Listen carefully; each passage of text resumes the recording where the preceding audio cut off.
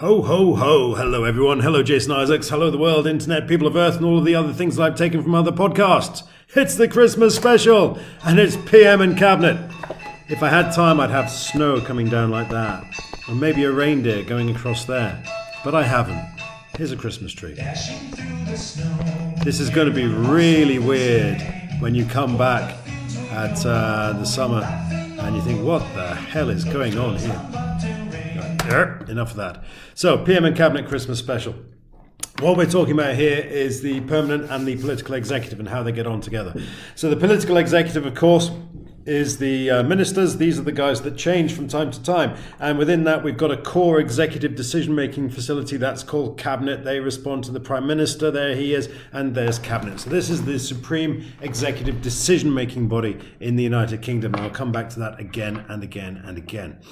What I really want to get across here is that while we change governments from time to time, what doesn't change is the political executive. These are the guys here who have been in the job for years and years and years, and they know what they're doing. These guys are here today, gone tomorrow, but they do need advice when they come in. And that advice they rely upon, by and large, from the civil service. Now, in recent years, we've had SPADs come along, and I don't want to talk about those right now, but SPADs are special political advisors, and that's a whole different presentation. What we're interested in is the fact that these prime ministers, generally don't know what they're doing. However, these people beneath them, the civil service, the permanent executive, have been there for years and they are all experts in their field. And so the ministers rely upon the civil servants for advice. And what they then do is they get that advice, or having made a decision, on that advice, they then give policy back to the civil service and say, well, okay, this is what we want to do. So say, for instance, the government wants to improve health and social care in the UK. They will go to the civil service and say, well, how do we do this? And the civil service will say, well, how about this? We come up with a health and social care bill. And the government will look at that and they think, yep, okay, we really, really like that. And so they send it off to the Houses of Parliament, and the Houses of Parliament, of course, send back the bill. So there it is, the Health and Social Care Act of 2012. Well, obviously, there's not much the government can do, the political executive, can do with that. So they give it back to the civil service, and then the civil service takes that and puts it into effect. And that's by and large how it works. Perhaps I can explain this a little bit better through a specific example. Let's have a look at this one. So, on one hand, we've got an MP who, before entering Parliament, was PPE Oxford, and then he worked in pubs and brewing for 18 years in the UK and abroad, apparently.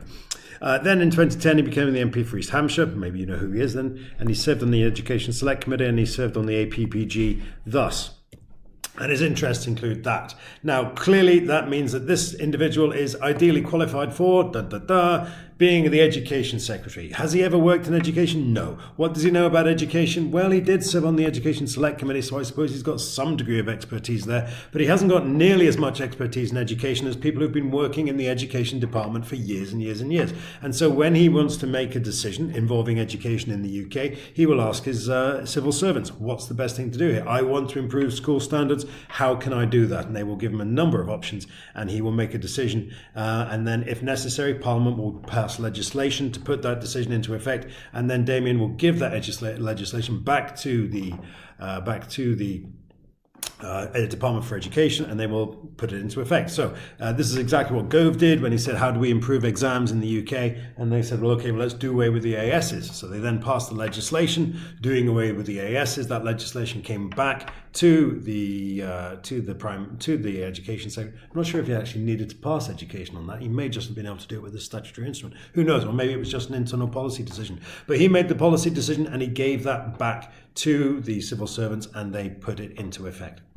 Let's have another one. Over here, PPE Oxford again. God, where did I go wrong? Anyway, he then went off and he became an economist at the Bank of England. And then he became a SPAD. Remember that? He was a SPAD.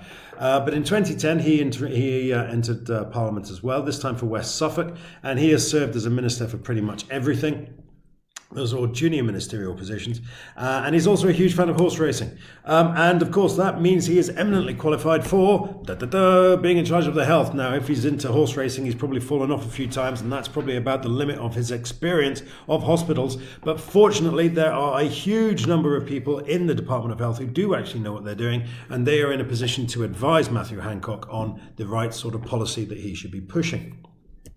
So again, here we go. We have our permanent executive, that's the civil service, these guys here, the permanent and the political, these fly-by-night Johnnies at the top. The advice goes like that, the policy goes like that. We get the bill drawn up by the civil service, that then gets passed into the government gives it to Parliament brings it back, it goes to the civil service, and the civil service make it so.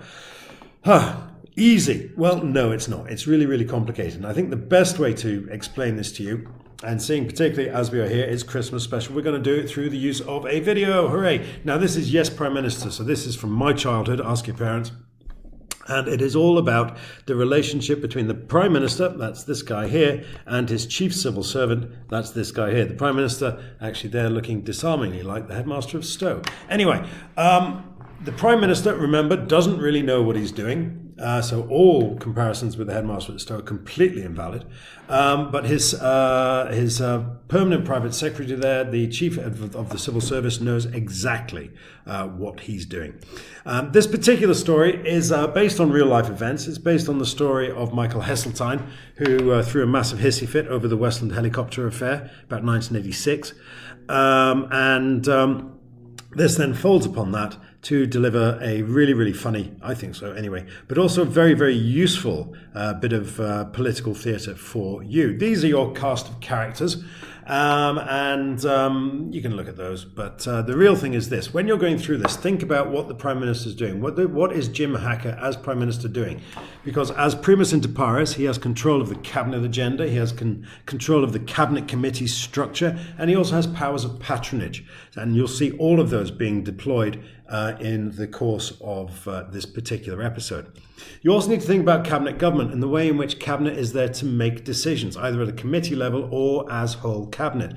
This is critical because they have another function, which is the admin function, which is to make it happen, and that's discussed as well.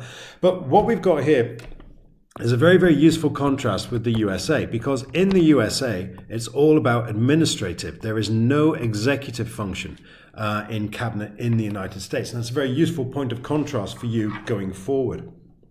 The other thing you need to know about there is collective responsibility. Again, that doesn't really apply in the United States, but it certainly applies in the UK, and we have that going on here. Again, this is fiction, but it will help you to understand exactly how this works, because we don't get to see this really played out for real on the telly. Also, of course, it's all about the political and the permanent executive, the role of the civil service. And again, as I said, this was before SPADs became particularly relevant. Those are special political advisors. And again, that's a whole new ballgame. The difference really that you need to know is that these guys offer political advice. Their jobs are political, whereas the civil service is all about governance. The governance is there to give impartial advice on the subject of what is best for the country. The SPAD will often give advice on what is best for the politician, and they are not necessarily the same thing.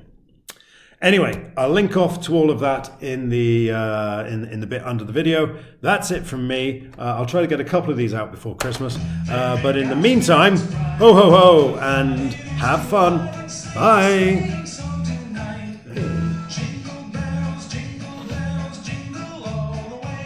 Quite enough of that.